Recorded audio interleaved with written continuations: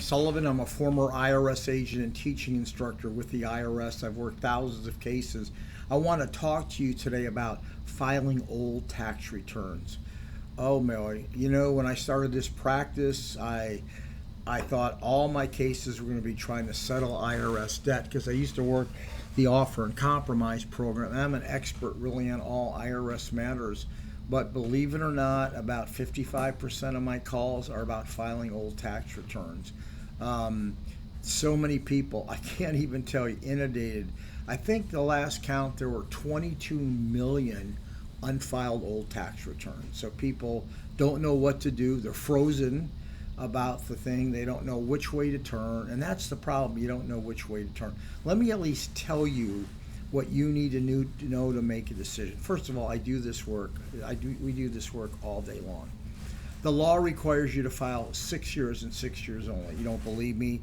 Look up IRS Policy Statement 5-133. Google IRS Policy Statement 5-133. When you do, even though it's not the law, it's a policy. IRS says, well, let's at least get the last 5 years.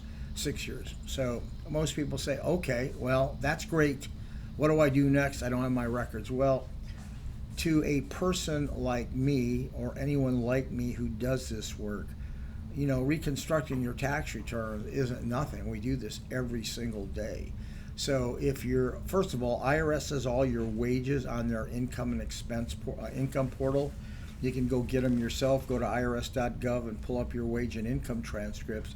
You will find out all your 1099s and W-2s that are there. But let's say you're self-employed, you're LLC, you have poor records. Well, the good news is IRS has industry standards that they accept. What are those? Well, IRS has compiled, or third-party companies have compiled what they call industry standards. Let's say you're in the construction business and you meet this, and this. Well, you pull up those through, it's called BizStats, and they will tell you what the IRS industry standards are for this type of income, and you just use those numbers to prepare your return. That's how that's done. So you don't have to be frightened if you don't have your records, because this is just something we do every day. It's just not that difficult. It's more in your head than the reality is for us.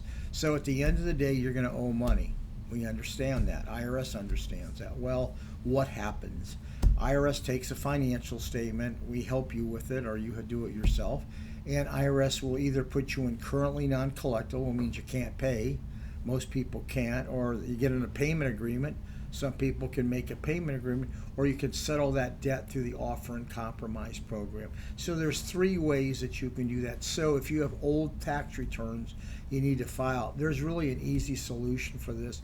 You're not exposed to this because you don't hear that, but I do this every single day. A lot of people do it every single day. But being a former IRS agent, we have a little bit of a bent. We know kind of what we're doing.